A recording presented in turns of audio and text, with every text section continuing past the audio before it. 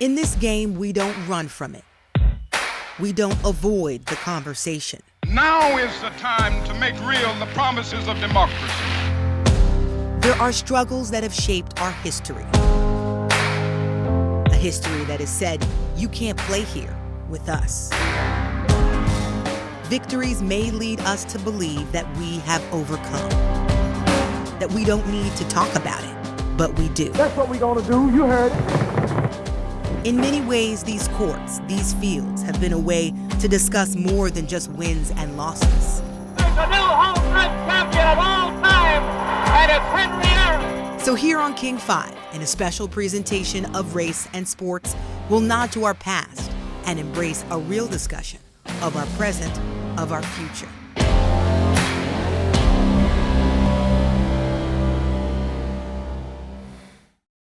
I'm Jenna Hanchard. I'm a reporter here at King 5. And this past fall, we started a conversation with the community about race and sports. We had 3 separate conversations right here in our lobby. The first with high school coaches from the Seattle area, the second with former athletes, and the third with sports fans. Over the next hour, you'll hear from all of them. You'll also get some gems from Wazoo professor David Leonard. The hope is that you'll get a range of different perspectives. So let's get into it. Here's episode 1.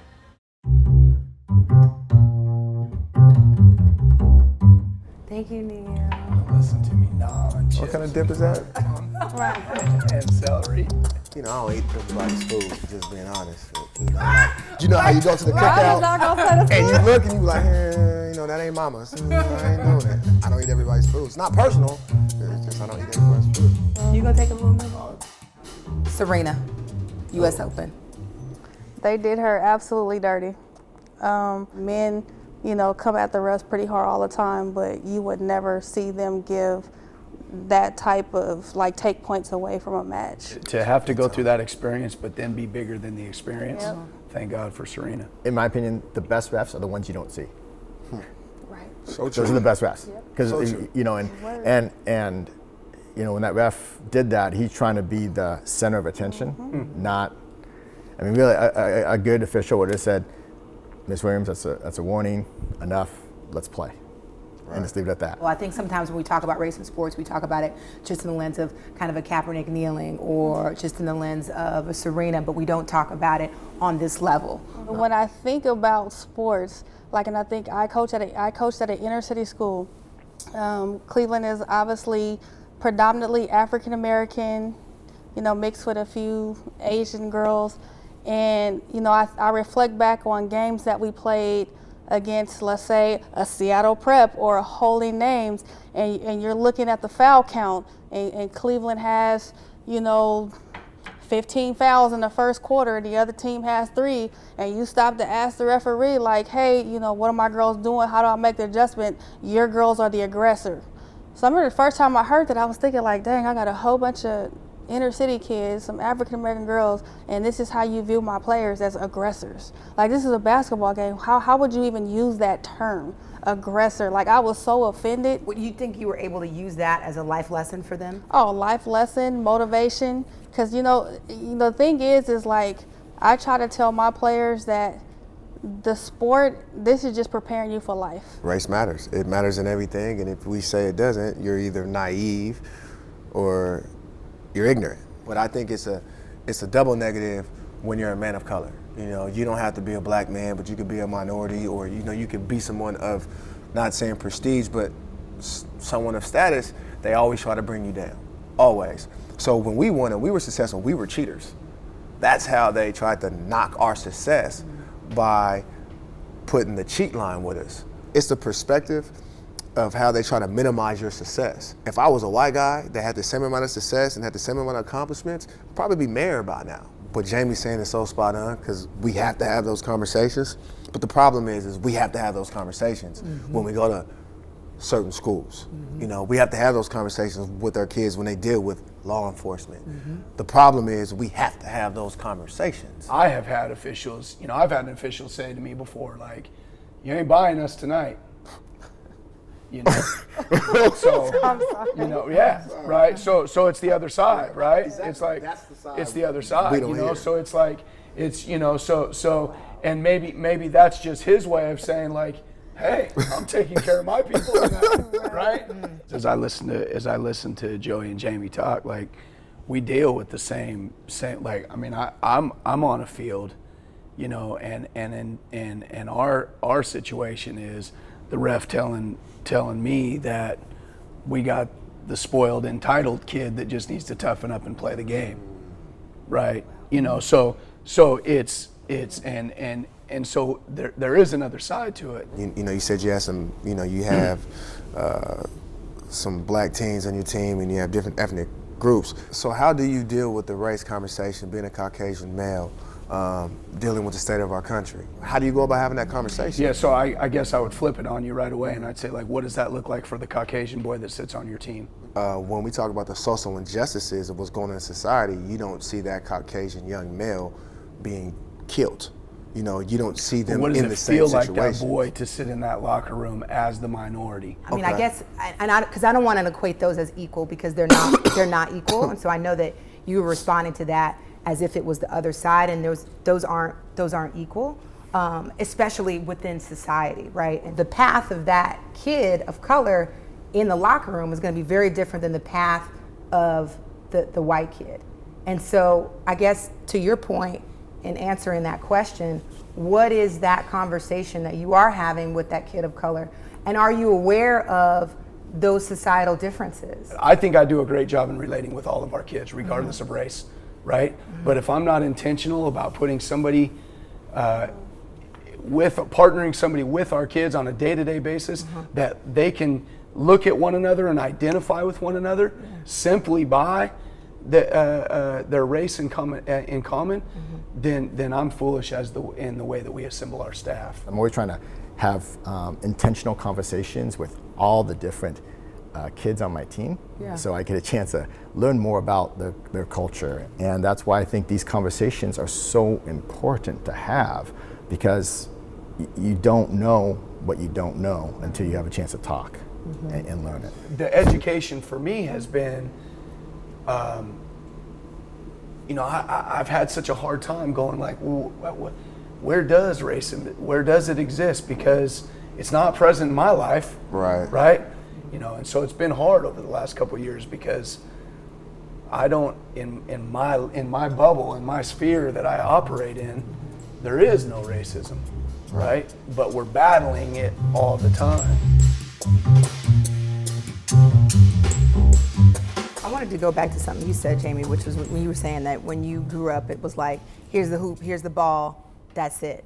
I wanted to talk about equity in sports, and especially within youth sports. What are the disparities that you all see within the youth sports world when it comes to equity in sports? Say I coached at Cleveland, you know, most of the kids are from the inner city. Most of them come from single parent family homes, so they don't have the means sometimes for, you know, for a meal. They don't sometimes have a way to even get to school, fresh clothes. So like as a coach, you're not playing only a role as a coach, you're like a mother figure, like you're the mentor, like you're making sure that they have everything that they need to succeed. Jamie hit it on the head. You know, in the inner city, we struggle just for the bare necessities. You know, the pregame meals, shoes, you know, you are a mentor, you know, you are that crazy auntie or uncle, or, you know, a father or mother figure. You know, just to do the bare necessities to get your kids to practice is a huge thing. I have a unique situation because I came from Mercer Island and now I'm in Kent, and they're like polar opposites. And so I know exactly what they're talking about. Now if I was go back 2 years, I would be like, what are you guys talking about? Because at Mercer Island, I need this. Okay, got it. I need this, got it. I need this. You know, I had parents like, oh, you need how much? Okay, here's $5,000 check. And they would just help me out with whatever we needed, you know, with different things. Or, oh, these kids need this. Or here's you know. Let's be nice. And that's you know, that's Mercer Island. But now I'm at Kent, and you know, I think my first year there, I knew it was going to be different, but you know, everything they just talked about of like, I'm going through that same thing. Like, how do I fundraise? I never heard these stories at Mercer Island because everyone at Mercer Island has 2 parents and do well and here. But then I go to Kent and it's like, I have one mom and she's working 3 jobs, so I never see her. And I have to go home and babysit, so I can't get to practice today because I gotta pick up my 2 little brothers from elementary. Then I gotta make sure I meet my sister from middle school and make sure they're safe. And So it's just a totally different environment I'm in, and so to see that, it's, I would definitely say it's more, like I said, it's just economic based. But this is what they've been doing in the private school sector or in the well-to-do sector for a while. This is what they're doing on the east side.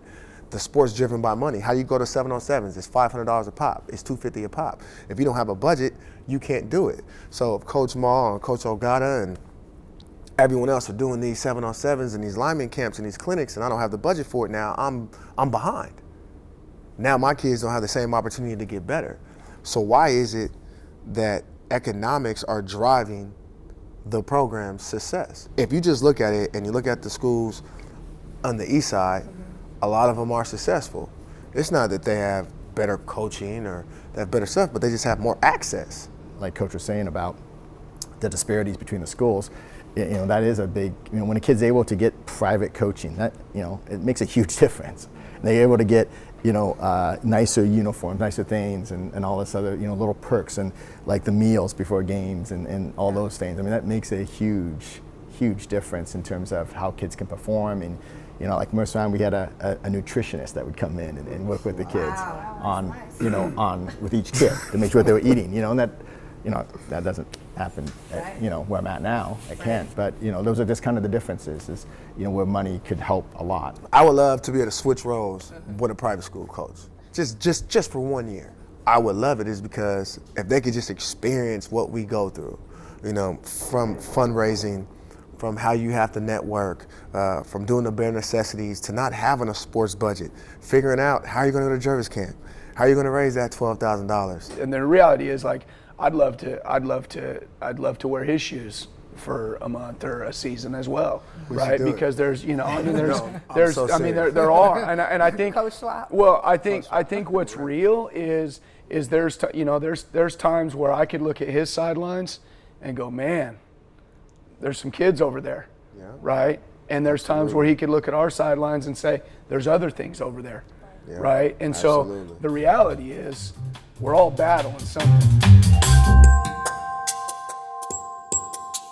We should do this as coaches, Yeah. you know what I'm saying, and have that open dialogue, because even though, we compete, but we're all going through something similar in some shape, form, or fashion, and I can learn from your experience, and hopefully you can learn from mine, and so forth and so on. Yeah, definitely the key is having the conversation. That's the hardest part, and being open to having the dialogue, and then also being open to the biases that you may have or that you may not see, because sometimes people don't believe that they have any biases, or they don't see race, or they don't see color. But really, like I say, when you open up to have the conversation, you're like, oh, well, hey, that's a different perspective. Well, maybe I wasn't thinking the right way in this situation. So that's why I think what we all do is so special. Yeah. Right? Because we have the ability on our teams to do this grunt work, to do the work in our locker rooms. I think we talk about, like, do we want our country to change? Do we want these things to improve? I think we all do, right? And we have the ability to impact the locker room one at a time. All right, y'all. Yeah. We gotta go. Thank you very much. We got to go. Thanks for having us. Thank you. Yep.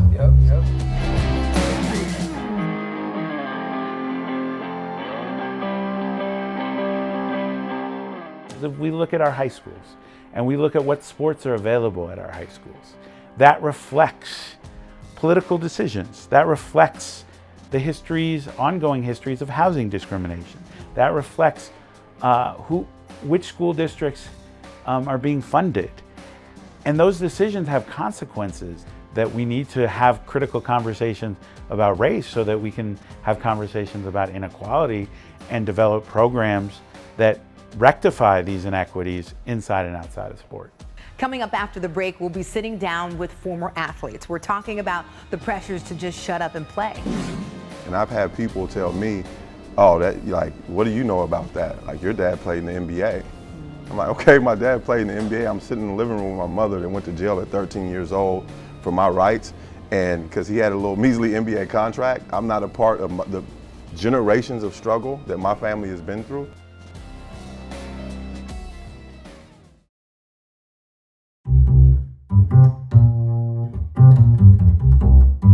I saw the plates, I was like, wow, that's there's actual food coming. Is it gluten-free? What about the carrot? Oh yeah, I can have a carrot. That's not gluten. Is it gluten-free? No, we ain't got no free. Everything costs. No, we don't have any glue either, so. Is there extra pressure, you think, for athletes of color that, you know, if you made it, you should just kind of shut up and play and you shouldn't complain? People have this, I think, around sports, it's like you ascend to a certain level, right? And then it's like, oh, everything is good. You know, we got 70,000 people cheering for you or booing you or whatever. Like everything else before that is, you know, and then everything after should be a certain way too. Like, and it's not that way at all. And I've had people tell me, oh, that, like, what do you know about that? Like, your dad played in the NBA. I'm like, okay, my dad played in the NBA. I'm sitting in the living room with my mother that went to jail at 13 years old for my rights. And because he had a little measly NBA contract, I'm not a part of the generations of struggle that my family has been through. But that's an attitude that's like, oh, you made $1 million, like you've arrived, and the PTSD and all of the things that happen from the traumatic situations in your community and oftentimes at hands of the United States government, that's gone because you got an NFL contract. I always felt like anytime I walked into a room, I wanted to be the smartest person in the room. But it wasn't cool to be smart and have other thoughts around other things when you're a professional athlete. And so, you know, if you did venture out into something, like even the team would be like, oh, like maybe he's not dedicated to football, so maybe we should, you know, it's like, oh, because I'm exercising this other part of my brain means that I'm not, you know, still invested in what I'm doing here. And so then that kind of mentality kind of like dumbs you down a little bit. And you think that for athletes of color, that's in particularly tough? I think it's I think it's for both. Yeah. But because of the things that some of the African American players are interested in, then it becomes a problem because they're the protests and what you're protesting for. And then, like Donald said, it's like, well, how can you complain?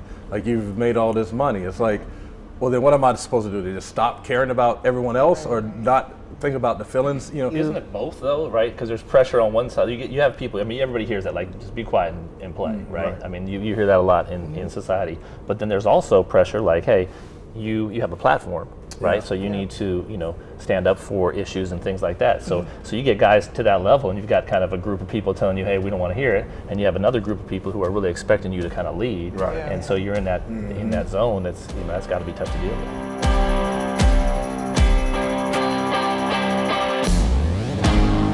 It's easy to tell people how to voice, how to protest, when you're always the one being heard.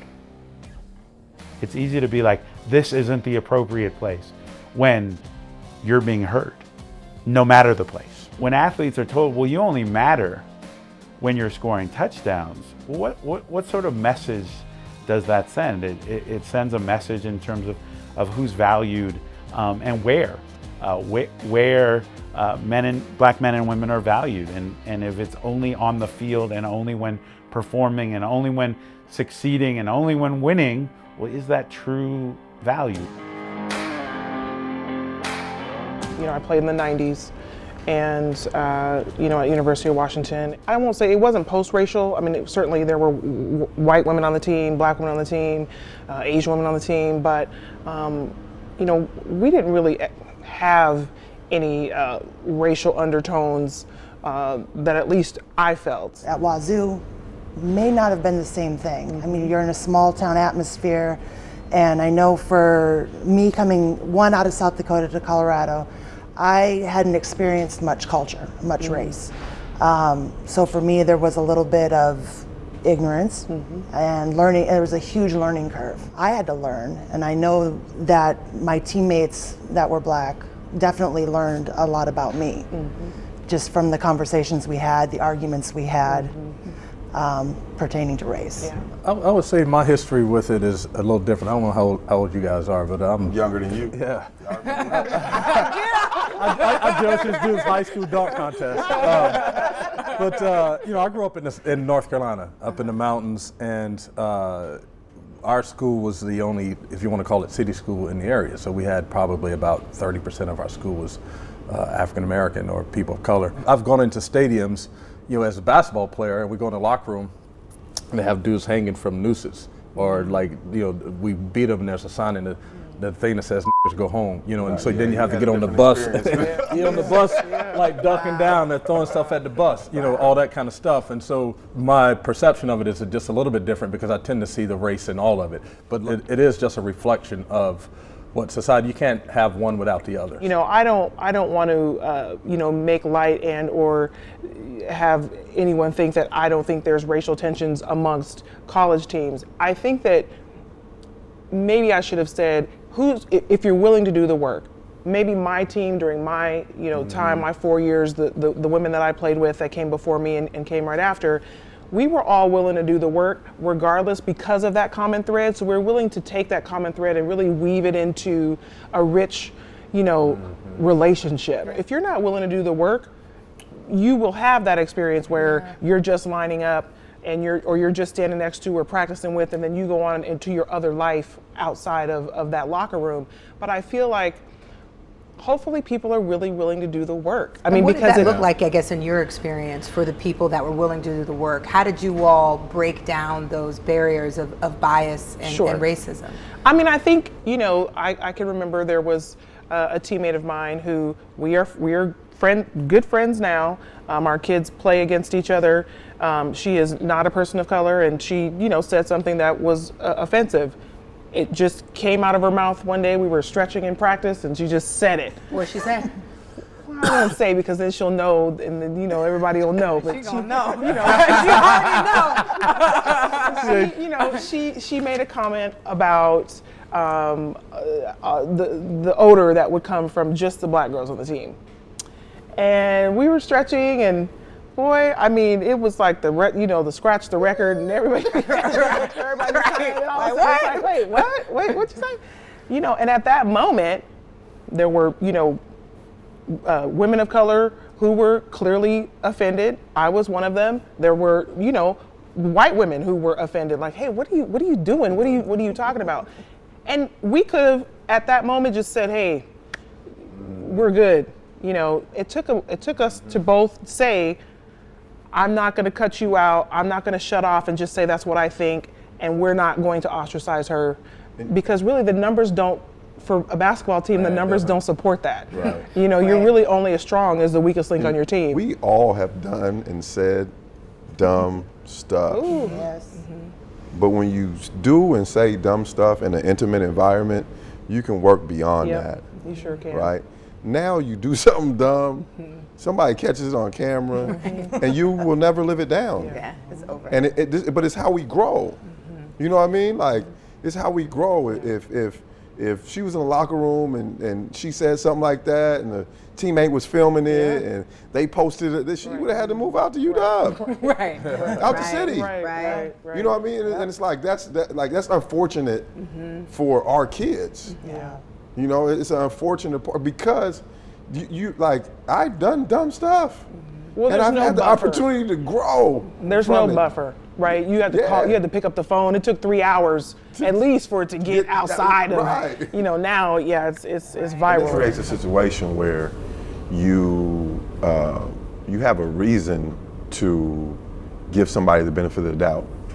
You know what I mean? Like, it gives you a purpose, right? It's like, where this guy might say something to me, and if I didn't know him, like, we would have a real issue right now. But we got to go out here and try to get a win. You know what I mean? So we gonna like, hold up, bro. Let's figure this one out. You know what I mean? Like, so we can go do what we have to do. And if in society, if we could take that part from sports, right? If we could take that, like, we have a common goal in humanity to, you know, do. So, like, let's not let this stop us. And then from that, you know, from exposure, from time, you end up growing to love. You know, like, when you're on a team, like, I don't have no teammates that I prefer over any other teammates because of their background. Like, it's just like the kind of person you are that I get down with, or it's the kind of person that you aren't. But we still can get, like, you're still my teammate, right? The power of sport, though, right? You take a Super Bowl championship, right? There's not too many guys. I don't know if there's been a guy who's going to say, you know what, I'm walking away from this team, walking away from opportunity to win this championship because I don't like this guy, right?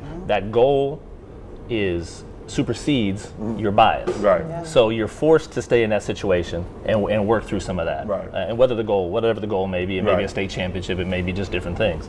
So that's the thing that doesn't exist in society. A lot of times we don't have that goal that's going to keep us there to get to know people. Right. And as a result, you grow as a person. But do you think that actually changes the person, or does it help them win the championship? See, that's what I was going to say. Like, you tend to compartmentalize it, right? Yeah. Because that's a safety, that's a place of where you can be safe. The locker room gives you that kind of safe space to kind of exercise some things out. Yeah. But it doesn't always go from the locker room to the home. You know what I'm saying?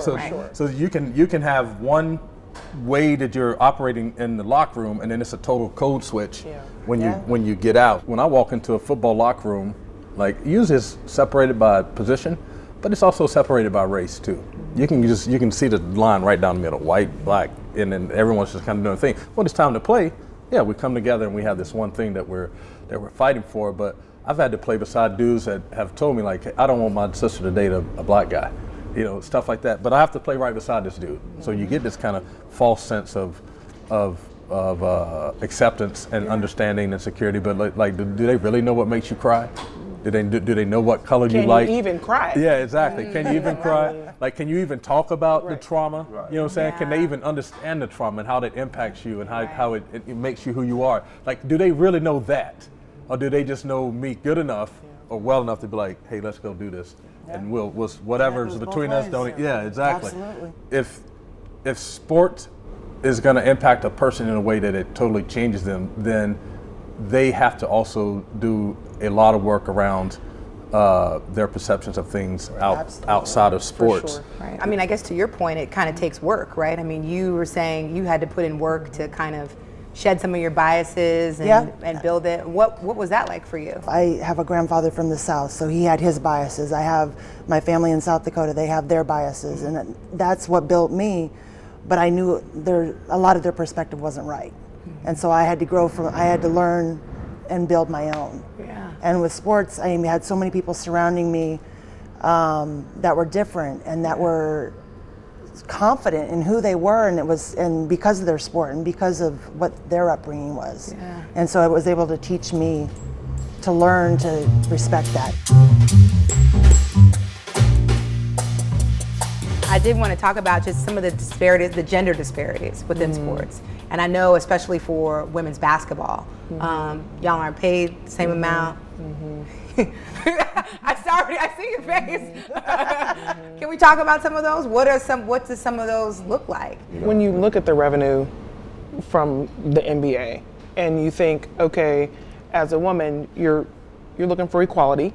We're out practicing, doing the same thing.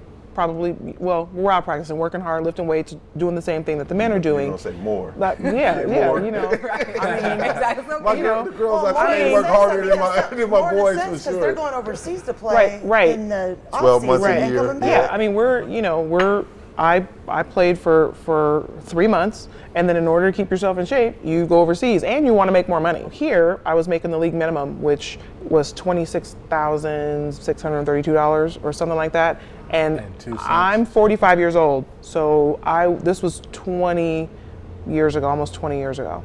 I mean, that's just not a lot of money. We have taxes and health insurance. I mean, I remember looking at, they come in to talk to you about, investments and health insurance and I'm like, do I have to pay these? Like to live on that, then you have to afford to train on top of it. I mean, it doesn't make fiscal sense, to be honest. And so it's really hard for a woman who is making, even now, if there's a woman on the team making league minimum, you're not living on that. I mean, think about Seattle. You got to be making $80,000 a year as a single person living in a one-bedroom apartment in this city. Right. So you're way off in terms of being able to have a livable wage. But you're on television, you're working every day, and you're sacrificing your body.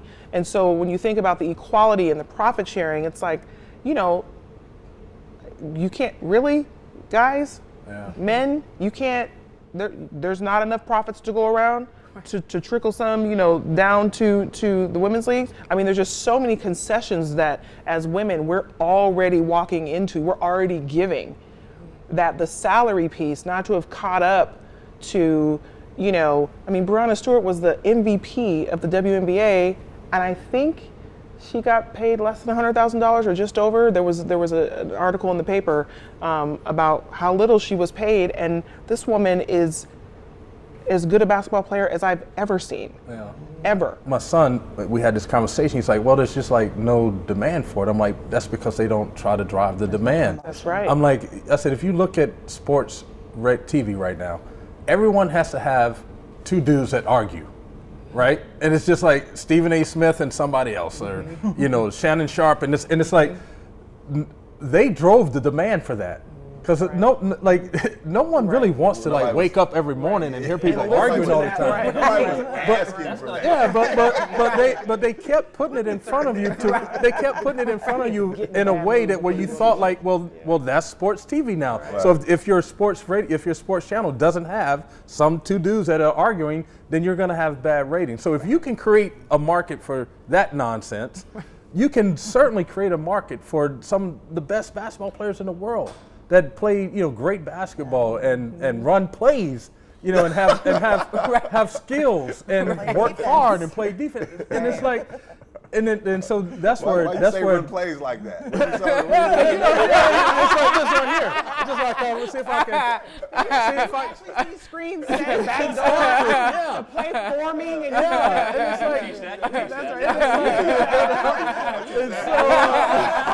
the ratings are bad for the WNBA because they have us on TNT or BET or some off channel for the most part at 1 in the afternoon when people are working, or on Sunday at a time that it's not convenient for people to watch it.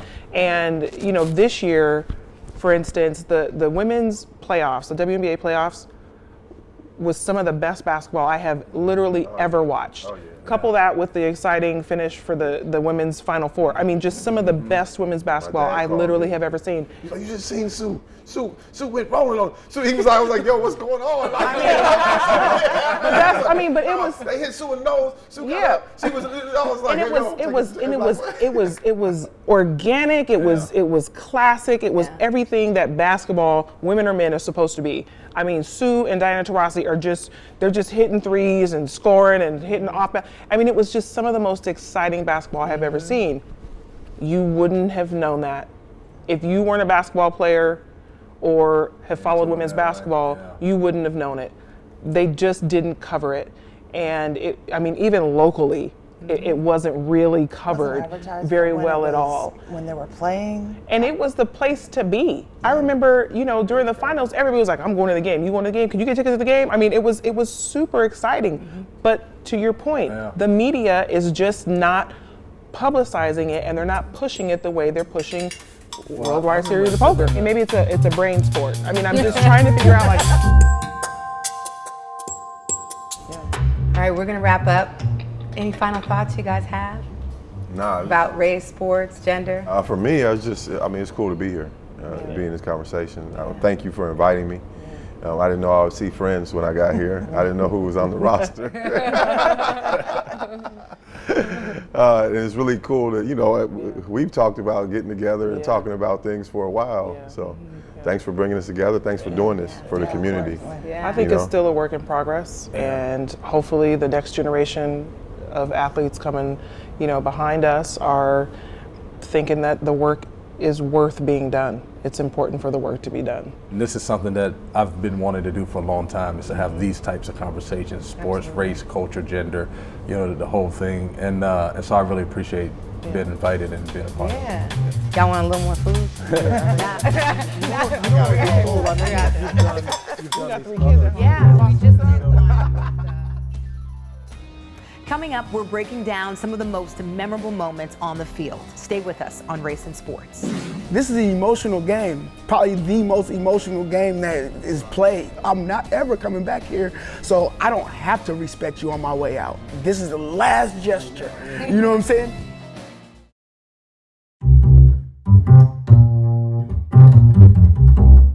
I hope you guys plan to eat a little bit. Yeah, I don't eat onions, so hopefully. Okay, there's no onions. Look at you! I definitely do. I'm hungry. Ladies first. Oh no, I'm good. Thank you. I'm not. You ain't messing it. You ain't. Yeah. I get it. I get it. I'ma dig in. Mine's not gonna be shy. Yeah, we got hummus. We got some tortilla chips. You know, no onions. Okay, so I wanted to start off with some moments that you all may remember throughout the history of sports that may have been pretty big. One is recent. Earl Thomas. I mean, you admire a guy that's helped you win a Super Bowl. He becomes a hero as an athlete in your community. And although he's making more money in one season than I will probably make in my lifetime, you can't help but be frustrated for him because his ability right now to earn income at the position that he plays in the sport that he loves is right now in jeopardy. So I could certainly understand the frustration. I wish he went about it in a more professional way. And some people said he was ungrateful. Like that was some of the characterization, that he was ungrateful, that he should kind of just shut up and move on.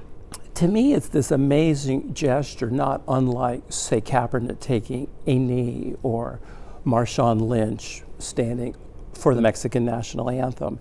It just totally breaks the fourth wall in that it's not one big happy family. And, you know, sure, the Seahawks have the right to make a business decision, and Earl hoped to be traded, but in that gesture, he explodes the entire false narrative that it's all one big team and the 12s are part of it and that the Seahawks are all one big happy family. It's about money. Earl's a businessman. This is an emotional game, probably the most emotional game that is played. I'm not ever coming back here, so I don't have to respect you on my way out. This is the last gesture. You know what I'm saying? No matter. Do you agree with me that it was this sort of oddly beautiful gesture? Do you agree? Yeah, I'm not. Well, I'm hip hop, so yeah, I agree. You know what I'm saying? That's probably something on some NWA or whatever, you know, on that push-pull gravitation type thing. But it was the last hurrah, no matter what it was. And they had probably a better relationship, it might have been like, all right, Seahawks, I love you. It might have been a different finger. You know what I'm saying? But I think it just goes back to we want our athletes to, you know, be rough and tough on the field, and then when they are off the field, we want them to be quiet. We don't want to hear what they have to say socially. We don't want to, you know, hear that they want more money. You know, they're dealing with real life issues. And I think part of our society just wants them to shut up and play football or basketball or baseball. What is the line? Shut up and dribble is that famous line of. But at the same time, look at Marshawn Lynch, because he's one of the most famous guys for being a savage on the field. And then they want him to talk and he doesn't. And what do? They fine him for not talking. So he just does the minimum amount. But so they aren't happy with him just playing and not saying anything because they're fining him for not talking. But they want him to say the right things. Mm-hmm. To mutter the expected. Right. They want him to say the right thing. Control the message that comes out. And he's a perfect example of they don't just want him to talk, just say what they want. He has to say something, but it better be the right thing. You guys probably remember the moment after Sherman's tip play against the 49ers in 2013, right? Then afterward, of course, the famous moment with a sideline reporter. What's your name? Andrews. Don't you ever talk about me. Yeah, and he totally goes off. There's some speculation that it was planned, that it was sort of an intentional so-called brand building. But in a way, the emotions that drive Sherman to be a laser-focused player are that very person who then explodes seconds after the game's over. And I feel like what is so crazy is to say, I want Earl, the firebrand on the field, who's just this total emotional firestorm, but I don't want him to be, God forbid, the guy who getting carted off flips off half the team. And do you think that's racialized? I mean, do you think that for fans, and particularly white fans that are the majority of especially football, right, they want their players to be a certain way? I think that it is racialized in that it's kind of an easy thing, but you know, that we love Gronkowski, the lovable white frat boy. You know, he gets drunk, DUI, or whatever the thing is, and it's lovable Gronk. You talk about Ben Roethlisberger.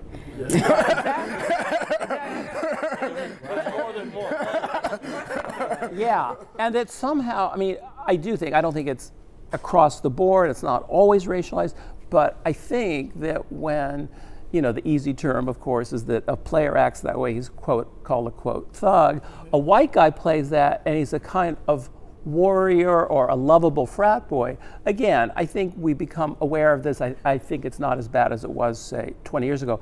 But I think that whole narrative of a racialized narrative in which Sherman comes off the field and yells at Aaron Andrews, and there was even people who called it a kind of slave narrative, or kind of like a captivity narrative, in which people claim that he was actually threatening her, which is absurd. Yeah. Whereas if, say, Roethlisberger does it, it's like, boys will be boys, and it's not totally lovable Ben, but it's sort of like, wink, wink, he's a really good quarterback. The millions that are paid to players pale in comparison to the billions generated for owners and their media partners and other corporate entities. So I think that often gets lost. The average career of an NFL player is about 4 years. What does it mean to make millions and then your career to be over by the early 30s if you're lucky? So I think it's very easy to be like, well, he got everything. And of course he earned that. I mean, do we say that to actors or people who work in Silicon Valley of, well, you should be grateful that Google gave you a job? No, we see those people as experts in their fields and earning, and football players and athletes are no different. Coming up on Race and Sports. At least from the African American community, you guys have people out there. I can't even see them yet. So we have a long way to go to get our people out there.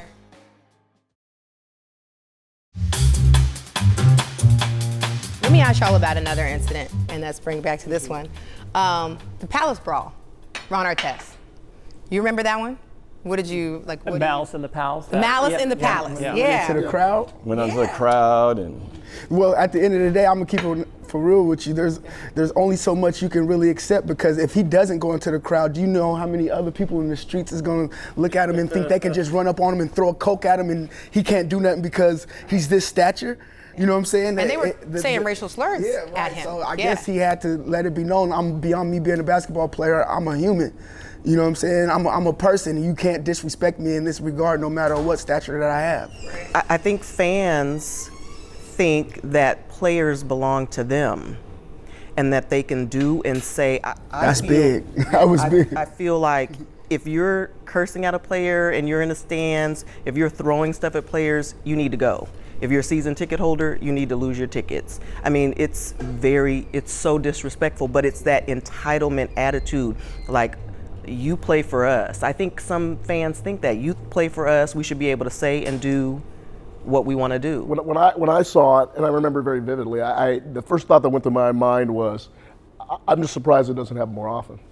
And especially nowadays, the fans are much closer to the action. The seats are much closer. The way the stadiums are constructed, the seats and the fans are so much closer to the players, and they can hear everything. And I can't remember, I can't remember the specifics of the situation, but I certainly remember him going up and also the change that it brought to the NBA. Well, that's the big part, right? The NBA blamed hip hop as kind of the crux, and hip hop was kind of used as this kind of false narrative, in my opinion at least, to kind of blame hip hop for causing this or inciting this.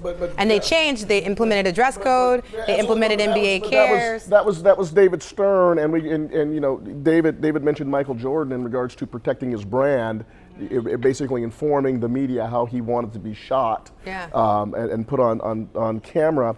David Stern is the ultimate commissioner in the history of sport that protected his brand.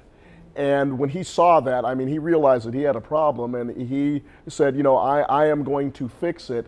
I'm going to fix it for the owners who are paying me $10 million a year as commissioner, but also to those young kids who are in the 5th grade who are going to be playing the NBA in the future. I've got to fix it for them too. And how about like, you about to give somebody some life-changing money though. You know what I'm saying? And you have a big possibility of losing all of the sponsorships by giving this guy this certain amount of money. My mom, if I asked her for $50, she want to know what for. You know what I'm saying? So I can only imagine owning an NBA franchise or NFL franchise team, and you have to give this guy $100 million, but he might go to jail next week just off of whatever actions that come of that. You know what I'm saying? So they're going to be nitpicky. And they're going to have major stipulations. So it's our choice to join their league or not join their league at the end of the day. There's been enough black athletes who have played sports over the last 30 years where the salaries have been just unbelievable. They could start their own league if they wanted to. And it would be really, really interesting to see if we had a number of black athletes who are running their own league, what type of behavior they would allow, especially trying to attract television and corporate dollars. You don't remember when they had that lockout for the NBA? Mm-hmm. What did the NBA players go do? Do you remember what they did? They went from city to city selling out arena after arena, Kevin Durant and LeBron James. And just as fast as, once they hit a major number, I don't remember what the number was, but they hit a major number, guess what the NBA did? You know what, lockout's over.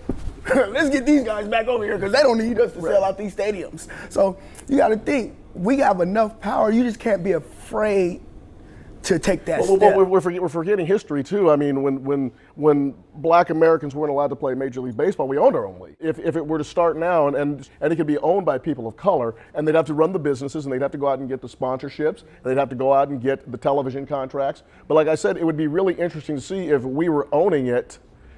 I mean, would we allow Colin Kaepernick to take a knee? Would we allow Richard Sherman to go off on a reporter after he does this interview after the game? It would be interesting to see how a black commissioner over a black league would correspond with that. It'll definitely be sponsored by Cadillac. I do drive a CTS, so. And it's black too. But to keep it real with you, the footsteps that we might need to follow in that regard is somebody who initially came off very disruptive, but I think he knows what he's doing, is LeVar Ball. You know what I'm saying? He has a lot of his games on Facebook, and he got the numbers up. We could do YouTube. You know what I'm saying? There's plenty of other networks that you will probably have to go to. Twitter. You just have to create a whole nother form, but it can be done. So what did you think about A, Kaepernick kneeling, and B, how the NFL responded to it? You have to understand they're not a commodity, they're human beings, and if we want them to, volunteer in our communities, we should also want them to stand up for what's right. One of the problems with the anthem as a platform for expressing or making a stand on social issues is it's such a hot button reactive topic, the national anthem, because I've been out in the stands, and when they say please stand for the national anthem and take off your hats, if somebody doesn't take off their hat, there's someone next to me who's going, take off your hat, and they're about ready to fight them if they don't do it. So it's understandable to me why so many people reacted to, you're not immediately just thinking they're disrespecting the flag, disrespecting the nation, because they've been, and even myself, I've been raised my whole life that when the national anthem happens, you're supposed to, stand up, you take your hat off, if you do the Pledge of Allegiance, put your hand on your, that's just how I was raised, so I just thought that's how it's supposed to be. But I think that is so rooted that the problem is they can't get past that to even listen to the fact that there's a message behind why why they're doing what they're doing. They're too caught up in the issue itself of not standing up. They don't even want to look past that. Is your point that it was a mistaken gesture on Kaepernick's part? I mean, I think everything that you say is true, but it's sort of like saying, if you come and work at NBC, that you shouldn't try and change how things go. I mean, that we're here to try and change things. The point is to try to revolutionize human consciousness. So, I think that it's really telling the ways in which Trump tries to sort of weaponize Kaepernick as a political symbol. At the end of the day, we're asking them to be involved into something that they have built and created from ground zero off the backs of racism. And it just so happened that the race at the top of the pecking order is white. Now, if your race was at the top of the pecking order, would you be willing to give up that power? That's a question that we all got to ask ourselves. So in every regard that they're trying to not give us something or hold us back or whatever, why would they give us equal to their power? Just to hand it to you, even though, yeah, we know we did you like this so many years ago. We can't just hand you this, y'all. Come on, man, like for real? And really clowning, because if I do that, then I'm really saying how bad the history of my family and the rest of the other families alike are. So you guys got to accept what we're giving you at this point, or create it for yourself, create equal for yourself. It's really hard to talk about race because the original sin of American history is obviously slavery. And there has never been a full discussion about reparations. And in a very strange way, Americans talk by indirection about American history through sports. I mean, if you want to know about the psyche of American culture, just listen to sports talk radio for 2 hours. It's all there. Whether it's Mouse in the Palace, it's Earl, it's Kaepernick, it's Sherman, that we all have, including obviously me, have trouble talking in a really candid way about race. And I feel, in my view, through sports, people talk about it in an upside down way. It's complicated because African Americans, obviously, there's a history there, a deep history that defines the beginning of America. In my case, I don't have the history of that. I'm Filipino, so I'm just one of many different Asians and other cultures who've came to the States. But we've all faced some form of discrimination. I would love to see the day when I see more Asian Americans in sports. Sure. I want to see some Filipinos out there, catching some touchdowns. Now, Doug Baldwin, he's got a little Filipino in him, so he's like, yeah, Dougie. But you know what I mean? Most people don't look at Doug Baldwin and think he's Filipino. You have to actually bring it up and say, hey, you know what? He's actually part Filipino. But no, most people don't know that. But I proudly tell people if they'll listen to it. So for me, there's that part. And we got a long way to go, at least from the African American community. You guys have people out there. I can't even see them yet. So we have a long way to go to get our people out there. Right. But, change takes a long time, but we can't change the world overnight. So I do want to give everybody an opportunity to just say any final words on race and sports and on this conversation of race and sports as a fan. I think this was a great conversation that could probably go on for, weeks and years but, I think that one thing that sports does, it brings a lot of different people together that you might not necessarily, come in contact with in any other walk of life. And it gives you something that you can relate to with someone that you might not have anything in common with. Basically, that's why I so welcome, whether it's Kaepernick or Earl Thomas or Sherman or whoever, I don't really believe that we can get past this, basically white fear and black rage by pretending it's not there. So anyone, whether all of us or athletes who are actually trying to push the conversation forward, I hugely welcome. And anyone who's trying to sweep that conversation under the rug, I really push back against, because I really think the only way to get past is to actually keep on talking. Thank you all. Thank you all so much for coming to the table. I really appreciate it. I'm really glad. I hope you all enjoyed it. Yes. and I hope you guys can eat a little bit more food. Just a little bit more. You guys will chat with me, man. For some, talking about issues of race and equity isn't easy. They don't know where to start or don't know if they have the right language or tools to have the discussion. Our goal here on Race and Sports was to get different perspectives at the table to start a dialogue. I hope that you learned something in the last hour, and we hope that you'll keep talking at home. I'm Jenna Hanchard. Thanks for watching.